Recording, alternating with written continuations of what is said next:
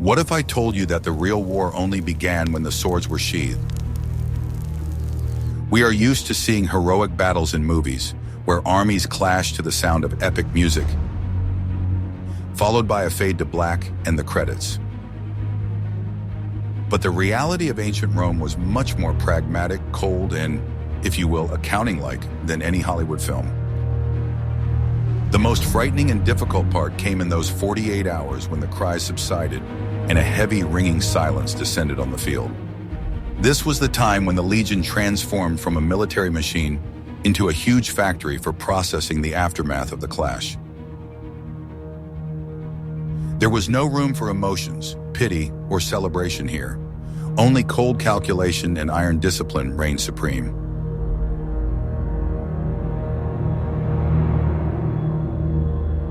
Watch the video to the end, and you will learn how the Romans managed to make a fortune from ashes, and what ritual was necessary to keep the soldiers from going mad from what they had seen. Are you ready to learn the truth about what a person feels when danger suddenly disappears? The first hours after the battle in the Roman camp were filled not with joyful cries, but with a strange, almost palpable numbness. It was a state of profound physiological and psychological collapse that followed a massive adrenaline rush. Soldiers who, just an hour ago, had been acting as a single, coordinated mechanism, suddenly turned into separate, lost figures. They could sit on the ground for hours, staring at a single point, unable even to remove their helmets or let go of their shields. Their hands continued to tremble, and their muscles cramped from overexertion, which released the body too abruptly. The commanders were well aware of this effect, which we would today call combat shock or stress reaction. The centurions, those iron men, walked between the rows, forcing the legionnaires to drink water, checking their equipment, and bringing them back to reality with simple orders. No one allowed the soldiers to sleep immediately, as sleep in such a state could bring nightmares that would break their psyche. There was a hum in the camp, but it was not the hum of victory, but the hum of heavy, exhausting work of the body, trying to understand that it had survived. People checked their limbs, felt their armor, as if not believing that the metal had withstood the blows. There was no feeling of hunger at all. Stomachs were knotted, and even the sight of food could cause nausea. Instead of food, the legionnaires eagerly drank water mixed with vinegar to restore their salt balance and regain some composure. This simple liquid, pasca, was the only thing that could bring clarity back to their foggy minds. Officers made sure that no one drank too much too quickly, preventing further health problems. The most difficult thing was to get people to talk, as many lost their ability to speak or resorted to whispering. Discussion of the battle was discouraged in those first hours, so as not to bring back painful memories. The task was to shift attention to routine, mechanical actions. That is why, immediately after the battle, the cleaning of weapons began, even if they had not been used.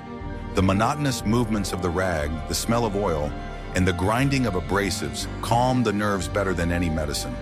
It restored a sense of control over a world that had seemed completely chaotic just a moment before. The psychological reality of ancient warfare was that the victor felt almost as bad as the loser, but only physically. The only difference was that the Romans had a system for dealing with this, honed over centuries. They knew that discipline healed the soul as effectively as a bandage healed a wound.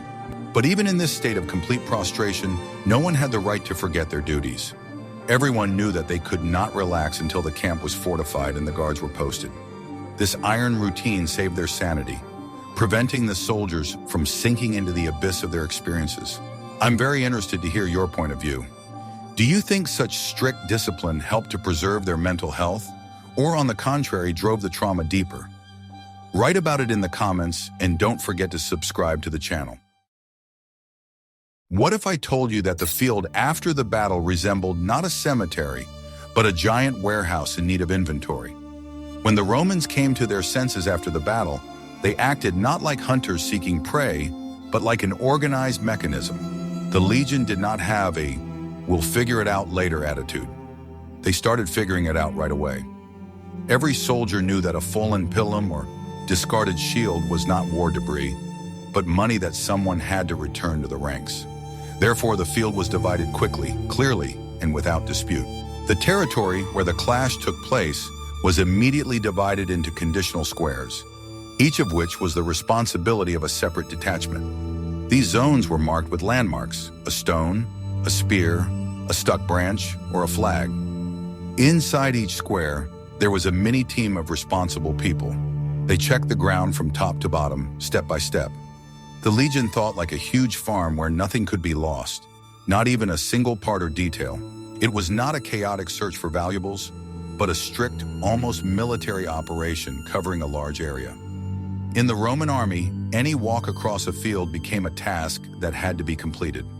No one asked if people wanted to go. They went because they had to. Sorting was part of discipline, and this discipline worked even where there had just been shouting and dust. Special teams, often consisting of light soldiers, servants, or auxiliary troops, went out into the field with clear instructions on what to look for. They moved in a chain, like a wave that misses nothing.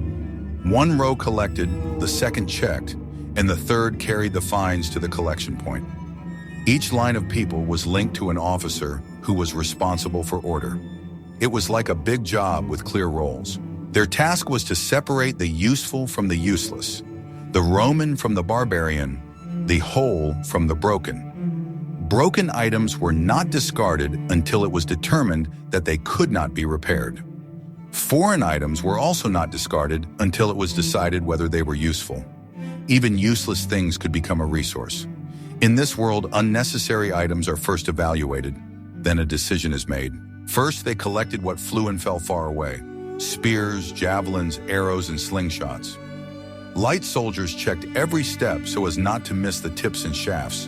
The pilum was difficult to manufacture and expensive. Darts were also valuable, especially if the metal was intact. After collecting a pile of weapons, they were taken to the Legion's craftsmen. Then they collected knives, gladiuses, pieces of belts, and buckles that might have belonged to Roman soldiers. They searched for the owners, not out of sentimentality, but for accounting purposes. If there was a mark on the metal, they checked it quickly. Sometimes they even checked the imprints on the leather of the shields.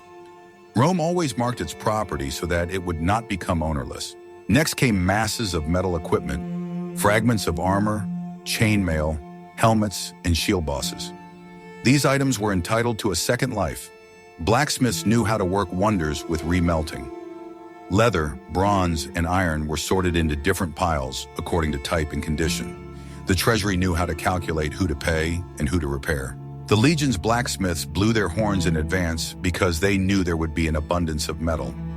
Work always awaited them after every battle. Iron carried the army forward if it was remelted in time. Sometimes even enemy swords were remelted into Roman parts. The fire of the horns was a continuation of victory. Then it was the turn of the large shields, the enemy's scutums and flat wooden shields. Wood was not considered a weak resource. It was dried, dismantled, and set aside for repairing fortifications. If the shield was Roman, it had a chance to return to service. If not, it had a chance to become a profit. Separate detachments checked the camp debris: pegs, boards, parts of siege barriers. All of this could be useful for a new camp. The Legion did not like to spend the night in the open without preparation. Scraps of fabric, leather, and ropes could also be put to use. War should not leave a void without purpose. Special attention was paid to anything that literally sparkled on the ground. Jewelry, gold details, and expensive elements of the enemy's weapons were considered spoils for the treasury, but they could not be taken without being recorded. Each earring or bracelet was checked by an officer. Only then were they put into bags. For financial officers, war was a task involving numbers, not the romance of victory. The questors made sure that the bags of loot did not disappear. They compared the quantity and value. They made quick estimates on slates. Their task was to ensure that the losses did not exceed the gains. Sanitary teams not only collected, but also cleared the area of anything that might interfere with the surroundings. They removed the wreckage of carts, parts of palisades, and large wooden parts of fortifications. These people worked quickly, without unnecessary noise. Their pace set the rhythm for everyone. In the Roman army, even cleaning is a march. By the evening of the first day, the area that had recently been a zone of conflict was changed beyond recognition. The Romans moved in such a way that the land ceased to be random. Everything was sorted, marked and laid out according to its purpose. What could be repaired was repaired. What could be sold was guarded. Huge mountains of metal, leather, and wood grew at the edge, like silent symbols of Roman thriftiness. It looked frighteningly calm. Where others would see the end, the Romans saw the beginning of a new task. They knew that tomorrow they would be on the road again. The field had to be clean. But what happened to the mountains of things that the army itself did not need? Usually their fate was determined by the treasury, merchants, and organized removal. The Romans understood that leaving resources unused was an unacceptable loss. Therefore, the unnecessary did not simply disappear. It was given another chance to make a profit. In the next chapter, you will learn how the strangest auction of antiquity worked. But be honest, could you have imagined that Roman victory smelled not only of sweat, but also of calculation? What I am about to show you was the basis of the shadow economy of any military campaign in ancient Rome. On the second day after the battle, when the initial sorting was complete, the action known as venditio sub hasta, sale under the spear, began. A spear stuck in the ground served as a sign that an official sale of military spoils was taking place here. The legion was always followed by a long trail of merchants, resellers, slave traders, and simply adventurers. These people, like vultures, waited for the moment when the army would decide to get rid of excess baggage. It was inconvenient for soldiers and officers to carry bundles of barbarian clothing, excess tableware, or hundreds of pieces of unauthorized weapons. The quaestor, who was in charge of finances, organized auctions right in the middle of the camp or on its outskirts. Lots were formed in bulk: a dozen swords, a pile of bronze jewelry, a bundle of clothes. No one haggled over each individual item. Everything was sold quickly and in large batches. Merchants paid with hard cash on the spot, providing the army with cash. This money was used to pay salaries, purchase food from the local population, and form a prize fund. Thus, trophies became a universal resource necessary for continuing the war. A special category of goods were people captured during the operation and deemed fit for work. They were sold to wholesale slave traders, who then took care of transporting them to the cities of the empire. The army got rid of the need to feed and guard extra mouths, receiving gold in return. The prices at such auctions were ridiculously low compared to market prices in Rome. Resellers made fortunes by buying for a pittance what would have cost a fortune in the capital, but they took on all the risks associated with transporting goods through hostile territories. For ordinary legionnaires, these auctions were a chance to get their share of the spoils in cash. Although most of it went to the common treasury, part of the proceeds was distributed among the soldiers according to rank. This was a powerful incentive to maintain discipline and hand over everything found to the quaestor. Sometimes soldiers themselves bought items at auction if they wanted to keep them as souvenirs. This created a paradoxical situation where a legionnaire paid money for something he himself had captured. But such was the law. Everything belonged to the legion until it was officially distributed. All this commercial activity was conducted with the same seriousness and pedantry as combat operations. The Romans saw no contradiction between the high honor of a warrior and the cold calculation of a merchant. For them, war was work and loot was legitimate wages. After the merchants had taken away their carts loaded with booty, the camp became noticeably lighter and more mobile. But there remained one grim question that had to be resolved before departure. Don't forget to like this video if you were impressed by this ancient accounting system, and be sure to subscribe to the channel so you don't miss any new videos. Are you ready for the shocking truth about what clearing the territory really meant? In the Roman army, this word concealed not emotion, but calculation. After the battle, people could still hear moans and rustles, which meant that the job was not done. Therefore, special units were sent to the field, prepared not only physically but also psychologically. Their task was difficult but clear: to remove threats and return the space to the army. When the legion moved forward, peace in the military sense, that is, complete security, had to remain behind it. The Romans did not divide people into worthy and unworthy at this point. They divided them into those who could be saved and those who needed to be removed from the equation. This was not cruelty for cruelty's sake, but a way to prevent a new attack. Such a mop-up operation ended the battle and at the same time protected the army from chaos.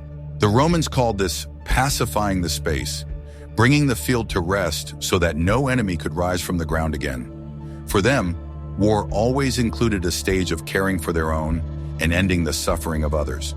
They believed that the space after the battle should not remain dangerous or full of pain. This concept of peace was part of their order and discipline. Special teams usually consisted of young and resilient soldiers, unburdened by heavy armor. They walked in a tight line, keeping a distance that allowed them to see every detail on the ground. They had instructions that resembled an algorithm: check, assess, decide. No one argued, no one discussed. Every step was part of a single task. The soldiers examined each person lying on the ground and read the field with their eyes, not their feelings. They knew that any delay could be costly, and in the Roman world, costly meant lives, resources, and the reputation of order. They checked breathing, finger movement, reaction to light, and even skin color. This inspection was both tactical and medical in nature. If a wounded Roman was found, a completely different process began. He was lifted carefully but quickly, as a person who was still needed by the state. Evacuation began immediately. Stretchers, water, bandages, movement towards the camp. Rome never skimped on its soldiers because every trained man was worth more than new weapons. They fought for the life of a legionnaire in an organized manner and to the limits of understanding at that time. If he was a citizen soldier, then morality, economics, and the law were on his side. The battlefield became a kind of filter where the status of one of our own completely changed the rules. The Capsari, the army medics, were already waiting in tents to receive people. Treatment was not a right but a duty of the army because a sick soldier could weaken everyone. The Romans understood that discipline and medicine always go hand in hand. With the enemy, everything was decided differently, but also according to the rules, not on impulse. A lightly wounded prisoner was kept alive because he could be useful to the empire as a labor force or exchange resource. His wounds were bandaged, but not as carefully as those of their own soldiers, just enough for him to survive until he reached the camp. Rome saw no need for a theater of cruelty. It would have been noisy, time-consuming, and useless. More serious injuries immediately fell into a different category of decisions. If a person was suffering and could no longer stand up and live, the Romans made a quick decision. Their task was to end the suffering, but without ceremony. A military state did not need a long death on the battlefield. This in itself was a threat to morale and discipline. Therefore, the decision was made to restore peace to the land. A quick end to suffering was not discussed, because otherwise the soldiers would have fallen into doubt. And Rome did not like doubt. The blow was struck once, precisely and impersonally. For Roman culture, dispassion was a form of order, not inhumanity. They believed that a disciplined army should be able to both save and end suffering. This was also perceived as an operation, not revenge. Officers always followed behind or to the side of this line of people. They made sure that no one strayed toward loot or personal motives. This was important because rescue, capture, and ending suffering had to remain separate processes. Any unnecessary aggression would violate the very idea of Roman peace behind us. Therefore, control was stricter than in battle. At the end of the patrol, the field really turned into what the Romans called zeroing threats. It wasn't romanticized, but it wasn't hidden either, because every soldier saw the result. It worked like a psychological lock. The battle was over. The next fear was cut off. Such finality removed fear and replaced it with an understanding of the scale of the work accomplished.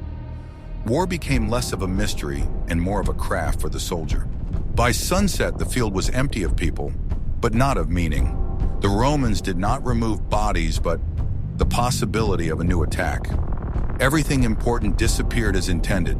The suffering ended, their own were saved, and prisoners were counted. The earth fell silent, like a closed book.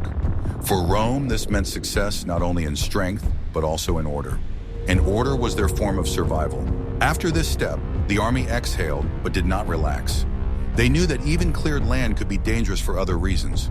Decaying objects and blood could poison the air and water was the key to the future camp. Therefore, cleansing was almost always followed by sanitation, albeit with primitive means.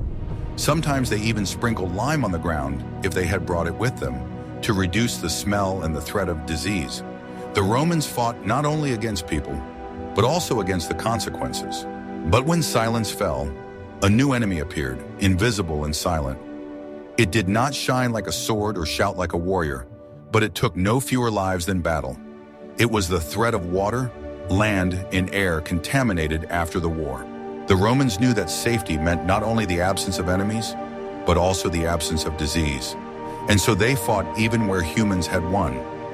Do you know how they fought the threat that came from the earth itself? The day after the battle, the command's main concern was sanitation. In a hot climate and with large crowds of people, any delay could lead to an outbreak of disease.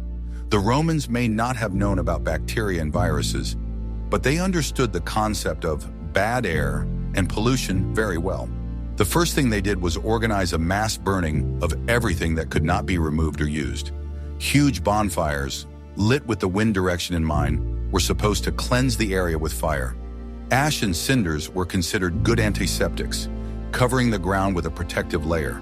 Quicklime was used, which was carried in the convoy specifically for such cases.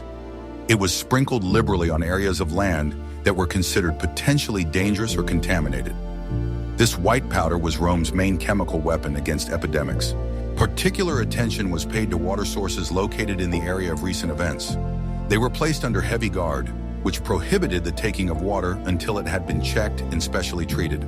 The legates knew that contaminated water could kill a legion faster than an enemy army. The strictest hygiene regime was introduced in the camp, with corporal punishment for violations. Soldiers were required to wash themselves, wash their clothes, and clean their equipment to wash away any dirt from the battlefield. This had not only practical but also symbolic significance of purification. Latrines, field toilets, were moved further away from the living tents and subjected to intensive treatment with earth and lime. Engineers ensured that the drains did not flow into the streams that supplied the camp. The entire life support system was put on high security alert. Commanders tried to move the army away from the scene as quickly as possible, even if it was strategically possible to stay.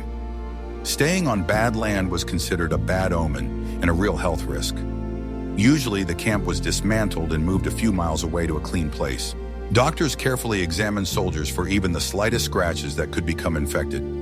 Any skin damage was immediately washed with wine or vinegar and bandaged with clean cloth. Prevention was the only way to avoid widespread problems in the absence of antibiotics. The Roman army survived not only thanks to swords, but also thanks to shovels and discipline of cleanliness. They understood that war is dirt, and that dirt is the enemy. Fighting unsanitary conditions was as much a part of the combat code as forming a turtle formation. But cleansing the body and the land was not enough. It was necessary to cleanse the conscience and the mind. Are you ready to learn the truth about why Roman soldiers washed their hands so often? For people in ancient times, the shedding of blood, even that of an enemy and by order, created an invisible stain on the soul called miasma. To return to normal life and not incur the wrath of the gods, complex purification rituals were required. The purification ceremony, or lustral, was performed at the first opportunity after the active phase of battle had ended. The legion's priest prepared special water, consecrated with burning torches and sulfur. This water was sprinkled on the standards, weapons, and the soldiers themselves, washing away the sacred dirt of murder. Each soldier had to pass through a symbolic gate or under a yoke, which signified rebirth. Entering this space as a warrior of death, he emerged as a citizen and servant of Rome. This psychological trick helped to separate combat fury from everyday behavior. Special attention was paid to weapons, which were considered animated and capable of accumulating malice. Swords and spears were not only cleaned with oil, but also accompanied by special incantations. It was believed that metal needed to be calmed so that it would not thirst for blood in peacetime. The commander made a sacrifice to Mars and other gods of war, thanking them for the victory and asking them to take back their fierce gift. This was the official end of the contract with the divine forces for this battle. The smoke from the altar rose into the sky, carrying with it the tension of the last few days. Soldiers decorated their helmets and spears with laurel branches if they could find them, or other greenery. The color green symbolized life and renewal, the victory of the living over the dead. This visually changed the appearance of the army, transforming it from a gray mass into a triumphant force.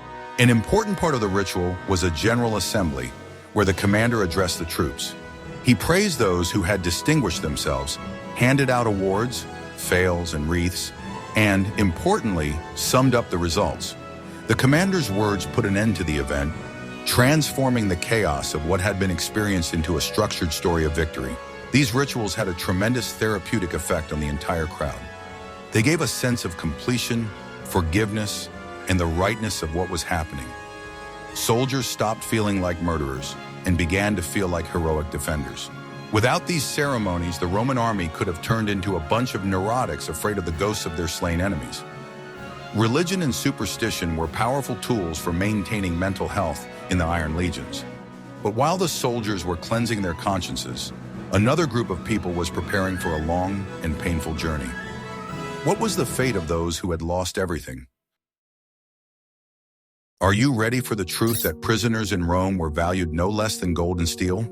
For the Romans, people after the war became part of a huge economic scheme where victory was measured not only in land, but also in living resources. After the battle, captivity was not accidental. It was a well-thought-out, almost industrial process that was launched quickly and without pause. Within the first 2 days, each prisoner was checked and distributed as if the army had received a new batch of people who had been assigned a purpose, and each of them had a different purpose. Within 48 hours after the battle, a large-scale sorting of the captured people took place, reminiscent of modern personnel selection, only without interviews and smiles. Officers and those involved in human trafficking examined each person, because for Rome, a person's value was determined by their future usefulness to the empire. The sorting was based on the principle of maximum benefit for minimum risk. No one asked for names. They asked about the body, strength, hands, and skills. Rome understood that every useful prisoner saved was an additional resource for advancing the empire.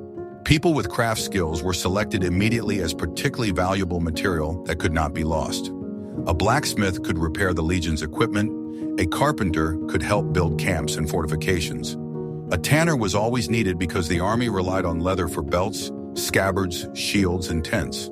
They were worth more than ordinary prisoners, so they were immediately separated from the general mass, fed a little better, and not overworked until it was decided where to use them. Rome cared about profit, not humanity, but profit often dictated better treatment. It was a cynical but effective law of practicality. Healthy and strong men with no special skills were seen as a force for hard, exhausting work. In the Roman mind, if a person had strong hands and steady breathing, they were suitable for production, mining, and land. Their future lay in mines, quarries, and large latifundia, which required endurance and stamina. They were chained, but without ritual cruelty. The chains also had to be economical and durable, so that they would not break on the way. These people were less valuable individually, but important en masse because they provided the foundation of Roman wealth. Columns of such prisoners were formed immediately because Rome loved consistency. For them, the march was a continuation of defeat. Noble prisoners and leaders were treated with special care, but this was not mercy. It was politics. Tribal chiefs were needed alive and intact because their fate became a spectacle and capital for the commander's reputation. They were included in triumphs, processions, and political reports, where they were shown as proof that Rome had not simply fought, but subjugated. They were fed enough to keep them alive until they reached the capital, and spoken to with just enough respect so as not to spoil their status as spoils. But they were heavily guarded because valuable prisoners could escape. It was a paradox of profitable caution where the pride of Rome met cold logic. Prisoners who knew languages, were literate, or possessed intelligence fell into the category of intellectual resources. Rome loved useful minds because useful minds paid off longer than useful hands. Such people could become servants in an officer's house, teachers, or even scribes. In some cases, they were sent to Rome to teach the children of the wealthy or serve as tutors. Their lives could be relatively comfortable because Rome fed those who fed its interests. Sometimes it was the intelligent captives who, over the years, found themselves in a position where they had a chance to buy or earn their freedom. Rome viewed intelligence as a long-term investment. The physical mass of people required fuel, and that fuel was food. Feeding this mass of people until they were sent away or sold was a huge logistical problem. Quarters masters knew that a hungry prisoner would not survive the journey, but one who was too well fed was useless until he was bought. Therefore, they allocated a minimum ration, enough to sustain life, but not enough to become a cost. They were fed grain, sometimes biscuits, and, as a rule, this food was not for strength, but for maintaining functionality. Medical assistance was provided to prisoners if it was economically reasonable, because even medicine could be a resource or a loss. Minor injuries could be repaired if it increased the prisoner's value, and both doctors and officers knew this.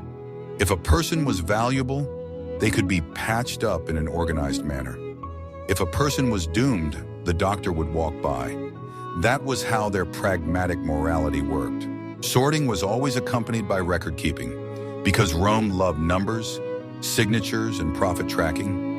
Huge lists were compiled quickly and calmly, indicating the age, gender, skills, and distinguishing features of each prisoner. These notes were then turned into campaign reports, where victory was described in terms of numbers, captures, and usefulness. Army bureaucrats were as much a part of the troops as soldiers, only instead of swords, they had tablets and signs. Therefore, prisoners became not a story of pity, but a story of resources. For Rome, the lack of emotion in such matters was not only practical, but also part of control. The entire procedure took place in a businesslike, controlled environment, where even noise was prohibited because it disrupted discipline. There was no arguing about fate, only carrying it out. The empire turned the enemy's defeat into profit for the state, and profit was considered more important than words. The records were then bound together and sent up the military chain of command as proof of the campaign's effectiveness. Victory became a document, and the document became victory. Construction on the battlefield began immediately after the silence, and this too was not symbolism, but logic. Rome did not wait for the right time, it created it. While the prisoners were still being led in columns to the camp, other Romans were already surveying the land for a new task. They did not allow empty spaces to remain empty. Their world moved according to the law of if it is possible, then it must be done. And on the battlefield itself, a new chapter of Roman activity was beginning. Camps, roads, fortifications, and commemorative markers that were to cement the victory and the reworking of the land. The smell here was not of glory, but of work. And for the Romans, this was the most natural conclusion to any war. The end of the battle always smoothly transitioned into the beginning of the next task. Rome did not put a period where others saw the end, it put a colon, and that colon was their form of the future. And on the battlefield itself, construction began at that time, which was to permanently consolidate the contours of Roman power, as if Rome had grown into the ground immediately after the battle. And tell me honestly, have you ever imagined the triumph of Rome through a chain, a plaque, and distribution, and not just through the sword? Before leaving the battlefield, the Romans always left their trademark there, a tropaeum. It was not just a monument, but a magical and political symbol that cemented victory on that land. Engineers and carpenters chose a prominent place, usually a hill or a crossroads, to erect this structure. The base of the tropaeum was a large tree trunk stripped of branches or a specially dug pole. The best armor of the defeated enemy leader or the most distinguished warriors was placed on it, as if on a mannequin. This created an eerie image of an empty but armed giant looking at his former possessions. The rest of the captured weapons were laid out neatly around the base of the pillar: shields, spears, helmets. Everything was secured so that the structure would not collapse from wind and rain for at least a few months. The composition was intended to inspire awe in anyone who passed by. A plaque with a dedication to the gods and a brief description of who defeated whom was often carved or nailed to the pillar. It was the first historical record of the event, a kind of press release carved in wood or stone. The Romans understood the importance of propaganda and information. The tropaeum served as a warning to the local population. Look what happened to those who challenged Rome. It was the language of force, understandable to any barbarian without translation.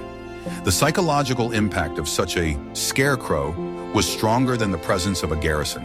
Interestingly, trophies were considered sacred, and even enemies rarely dared to destroy them immediately. This was perceived as blasphemy and an insult to the gods of war, which could bring a curse. The monument stood until time and nature destroyed it. The erection of the trophy was accompanied by final religious chants and salutes. The legion bid farewell to the battlefield, leaving its iron guard behind. This was the point after which the army could move on with a clear conscience. Sometimes, if the victory was particularly significant, instead of a wooden pole, the foundation for a future stone monument was laid. But in field conditions, they often limited themselves to a temporary structure. The main thing was to stake out the territory. This custom shows how important it was for the Romans to visualize their success. Victory was not considered complete until it had been aesthetically and ritually formalized. And so, when all was done, a trumpet sounded, calling for the march. 48 hours later, the camp was dismantled with the same astonishing speed with which it had been erected.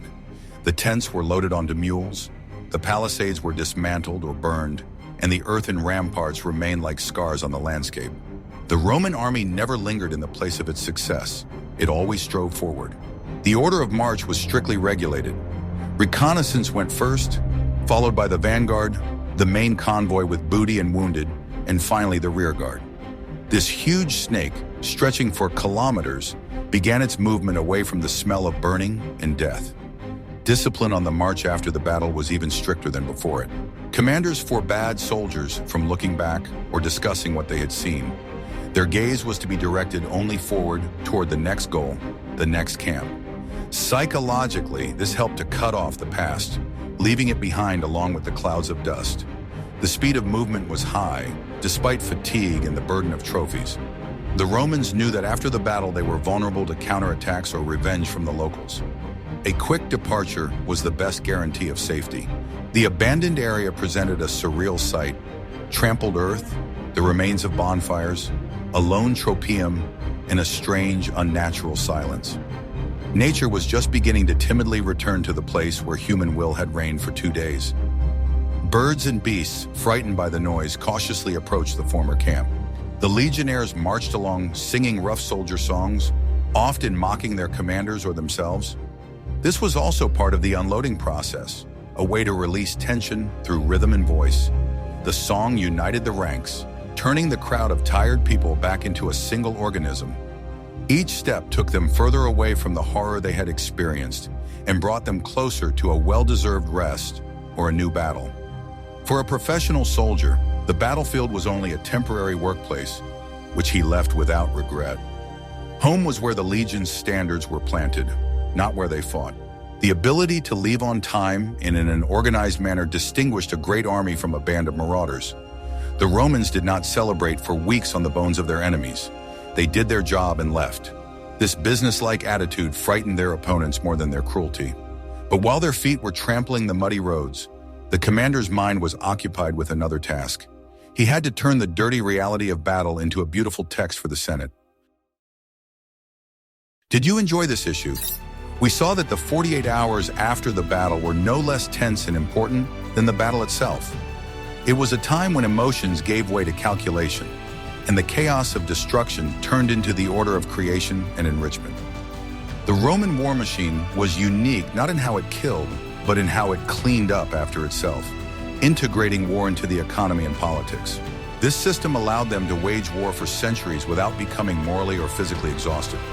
They turned war into a routine, predictable process, where every step, from striking with a sword to selling a broken shield, was spelled out in instructions.